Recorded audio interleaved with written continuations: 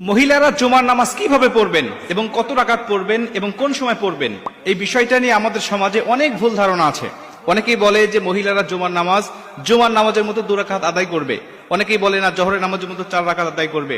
আবার কেউ কেউ বলেন যে মহিলারা জুমার নামাজ পড়বে, কিন্তু জুমার নামাজ যখন মসজিদে হবে এই মসজিদের নামাজ শেষ না হওয়া পর্যন্ত তারা বাড়িতে নামাজ পড়তে পারবে না। মুসল্লিরা যখন নামাজ শেষ করে বাসায় আসবে তখন মহিলারা বাসায় নামাজ আদায় করবে।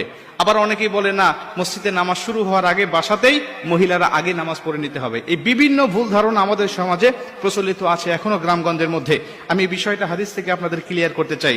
সুনানে আবু দাউদ শরীফে বর্ণনায় আল্লাহ রাসূল সাল্লাল্লাহু আলাইহি ওয়াসাল্লাম বলেন, প্রত্যেকটা মুমিনের জন্য অবধারিত করে দেওয়া হয়েছে, রাসূল সাল্লাল্লাহু আলাইহি ওয়াসাল্লাম বলেন প্রত্যেকটা মুমিনের জন্য আবশ্যিক করে দেওয়া হয়েছে তারা মসজিদে গিয়ে ইমামের পিছনে জামাতের সাথে তারা জুমার নামাজ আদায় করবে, কেবলমাত্র শুধুমাত্র 4 প্রকার ব্যক্তি ছাড়া।